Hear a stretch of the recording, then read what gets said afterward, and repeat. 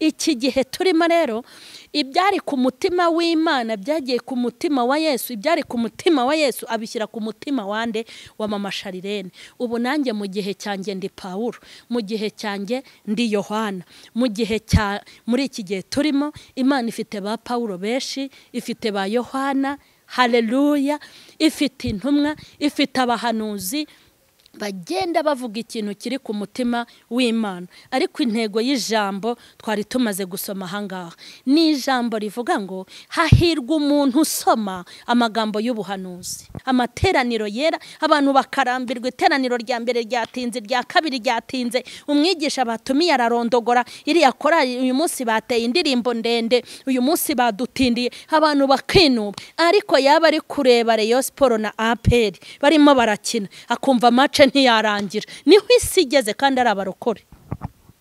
Ababigisha gusambana, ababigisha ukuntu mugomba gusomana, abantu babigisha ibintu by'uburaya, ababigisha ibintu by'amashitani birahari. Izo nkuru rero murazikunda muzi no kuzisoma.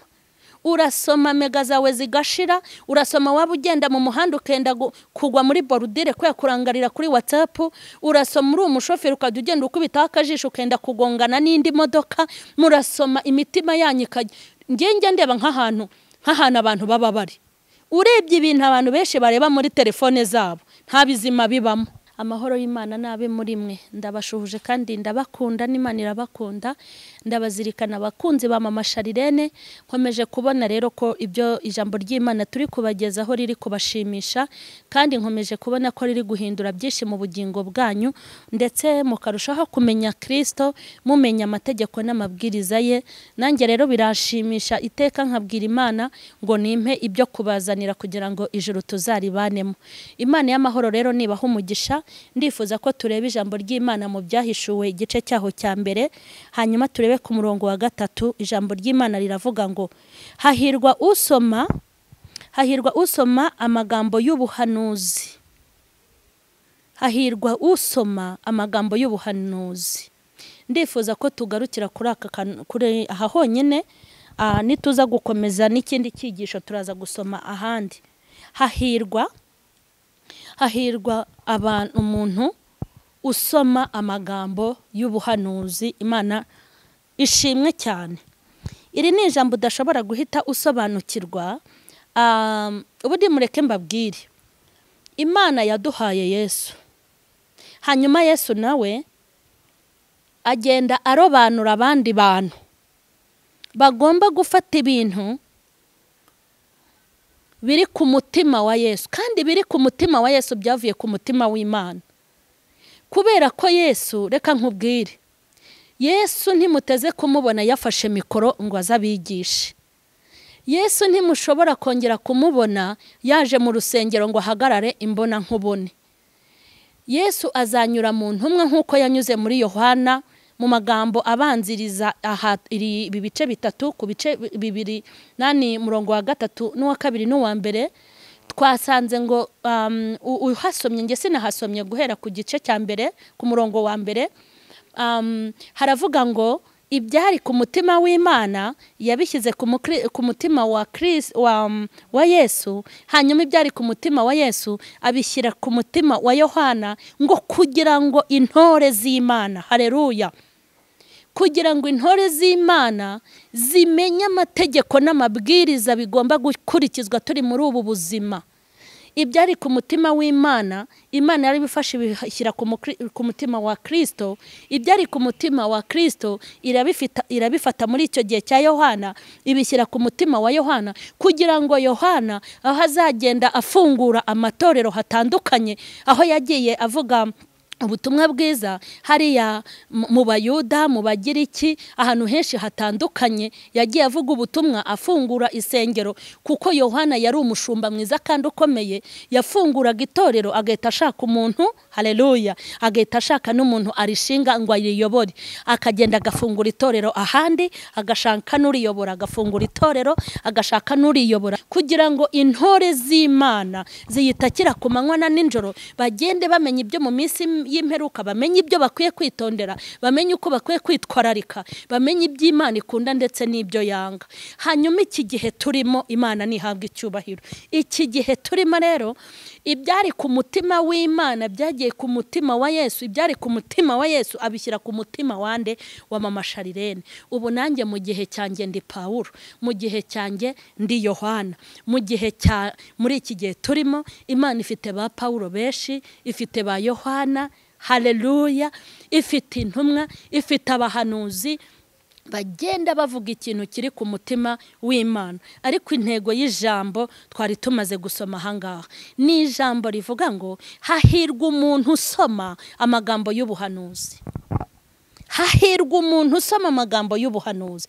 Ni umunyamahirwe. Mureke sobanura aha hantu ushobora kudahita ubyumva. Hahirwa umuntu usoma amagambo y'ubuhanuzi. Nimba hari ikintu abantu batagishaka uhereye kuri ba nyir'ubwite, ni ukureba amagambo y'ubuhanuzi, ni ugukurikirana ubuhanuzi buri guturuka mu ijuru. Mbibutse ko ubuhanuzi bwa mbere buri hano muri iki gitabo, iyi Bibiliya. Impamvu Yohana yavuze ngo hahirwa umuntu usoma amagambo y'ubuhanuzi, mureke nyibabwire, yarazi ko hari ibindi bintu bizatera byinshi abantu bazasoma bakabirangariraho kurusha ibindi. Bibiliya abantu bayigize nk'umuntu wambara umwambaro ugasaza cyangwa ugacoya cyangwa ukava kuri pose, yarangiza akawukuramo akawujugunya. Abantu bahaze Bibiliya, bahaze n'abayibasomera, bahaga n'abayibasobanurira, bahaze amagambo ayivugwamo, bahaga n'abayivuga. Hahirwa umuntu usoma amagambo y'ubuhanuzi. Mureke mbabwire, amagambo y'ubuhanuzi ntago abantu benshi bayakunda. Ijambo ry'Imana ntago abantu barikunda. Ntago abantu bakunda umuntu babwira ngo Yesu azaza. Ntago abantu bakunda umuntu babwira ngo nimutareka ibyaha muzapfa. Ntago abantu bakunda umuntu ukora ku byaha byabo. Ntago abantu bakunda umuntu babwiza ukuri. Abantu bakunda abantu babashyeshyenga, bagakunda abantu bababeshya ibyo batazabona, bagakunda abantu babashuka, nibo bikundira. Ariko Bibiliya iravuze ngo hahirwa umuntu usoma amagambo y'ubuhanuzi. Mureke mbabwire, umuntu ashobora kubona inkuru y'isaha irimo amatiku n'amagambo, akayikurikirana isaha igashira, ariko wamubwira ngo nakurikirane ijambo ry'Imana ryasomwe, cyangwa wari mwoherereza kuri telefone akenda kukwica. Ariko wamwoherereza abantu bari gusomana, abari gusambana mu buryo butandukanye, akahita agira amatsiko yo kubireba.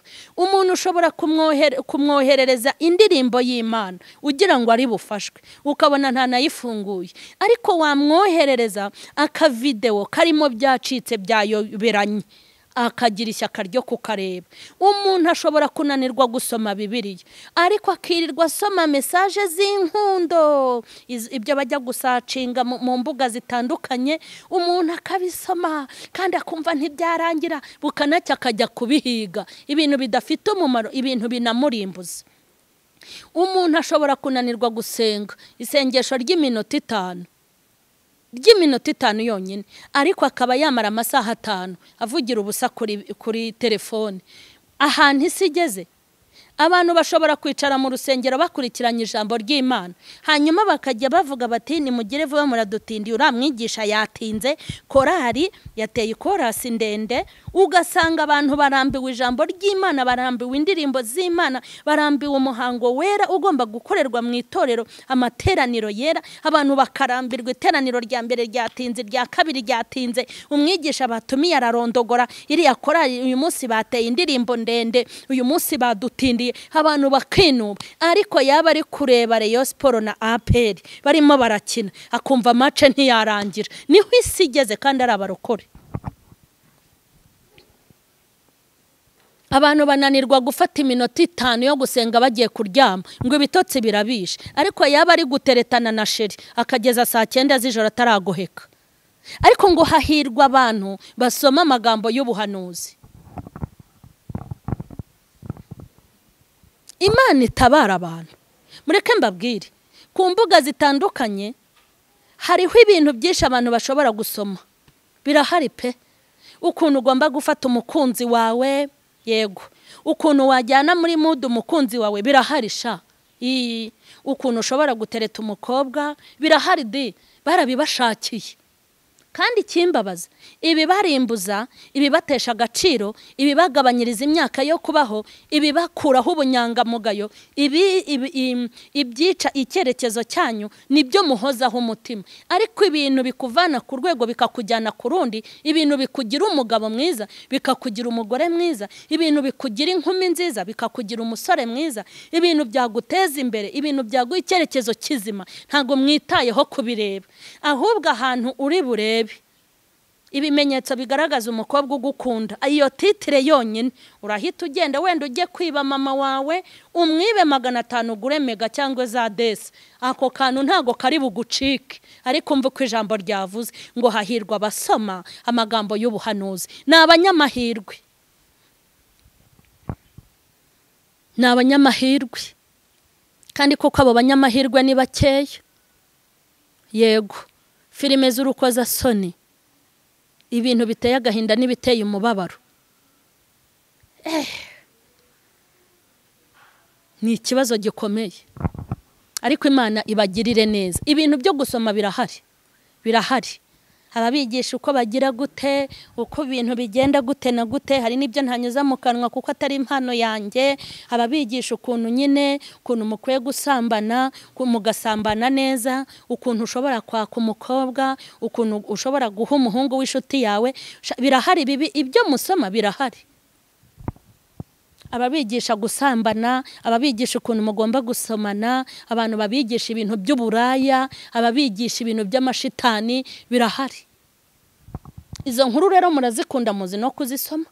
Urasoma mega zawe zigashira, urasoma waba ugenda mu muhanda ukenda kugwa muri borudire kwe kurangarira kuri WhatsApp, urasoma uri umushoferi ukajya ugenda ukubita akajisho ukenda kugongana n'indi modoka, murasoma imitima yanyu ngenge ndeba nk'ahantu abantu baba bari. Urebye ibintu abantu benshi bareba muri telefone zabo, nta bizima bibamo, ntago bibamo. Umuntu ajya kuri telefone ye yabona haje link y'ijambo ry'Imana, ariko nk'ibi bintu abaginga banyoherereza n'ibiki, akumvise semira mwishe. Ariko yabona ahantu hari nk'imitima, hari umukobwa wambaye dufite abakobwa rero, dufite abakobwa shitani yateguye kugira ngo bazabakarangira akanyobwa bava ikuzimu ubundi kuwa gatanu muri weekend. Iyo weekend yatangiye barabohereza kabisa. Ni umukobwa udashobora kugira isoni zo kuza hano kuri kamera, ukuguru kumwe akagushyira hano, ukunda ahangaha. Washaka ukareba muri Afurika y'Epfo ntacyo bimubwiye kuko ari kuri misiyo. Bene abo murabakunda sha. Wajya hana ho kugira ngo ibyo gusoma birahari, birahari. Ariko ngo hahirwa abantu basoma ijambo ry'ubuhanuzi, hahirwa abantu basoma amagambo y'ubuhanuzi. Wamara kubona rero umukobwa wambaye ubusa, barahari bambara udusuve twonyine, barahari Imana yaremye wagira ngo bakuriye mu ipamba, arahari ufite ikibero wagira ngo ntigeze areba izuba yo koyo we, wagira ngo hari uruganda mbese banyuzemo, barahari wagira ngo bariremye. Abakobwa barahari yo shitani aba yabahaye n'umufungo, bazi kwikoraho rikaka, baje bafite misiyo. Gasanga umuntu arabarebye, amafoto ukareba, mu gitondo ugakanura amaso, ku manywa ugakomeza kureba, ugakomeza kureba. Barahari. Ariko hahirwa, hahirwa abantu basoma amagambo y'ubuhanuzi, hahirwa abantu basoma ijambo ry'Imana, hahirwa abantu basoma ibintu bibagirira umumaro, hahirwa abantu bita ku butumwa bwiza, hahirwa abantu bita ku buhanuzi bwiza, hahirwa abo bantu ni abanyamahirwe, niko Bibiliya ivuga. Hanyuma nakubaza ngo murokore wirirwa mu biki, urara mu biki? Ujya ugira agahe ko gusoma ijambo ry'Imana? Ujya ugira agahe ko kureba ubutumwa bwiza ngo urebe n'ubuhanuzi buriho? Ujya ugira agahe ko kwisuzuma ngo wongere ugishe inama umutima wawe, uwubaze nimba uri ku rugero rukwiriye? Ujya ugira agahe ko kubwira Imana uti wa Mana we, ndashaka uko wongera kunyihishurira no kunyiyereka? Ujya ugira igihe cyo kuganira n'Imana? hahirwa abantu basoma ijambo ry'Imana. Ibintu by'Imana birimo guta agaciro mu bantu. Niyo mpamvu uzafungura abantu bazajya muri sitade bagiye kureba abahanzi babandi twita ngo n'abisi, cyangwa bagiye kureba imipira amakipe yakinnye, sitade igakubita ikuzura, ariko haba igiterane abantu hakaza mbarwa, kandi nabwo bavuze basaraye. Ndabizi neza ko publicité zikorwa bari kuvuga ngo Kiyovu izakina n'iyi, APR izakina n'iyi, ntago habaho amatangazo menshi, kuko buri muntu wese w'umukunzi w'umupira aba ari kubaririza ati ikipe izakina n'iryari, ariko nta muntu wabaza ngo hazaba igiterane ryari. Abantu ntago bakibishaka ibintu by'Imana.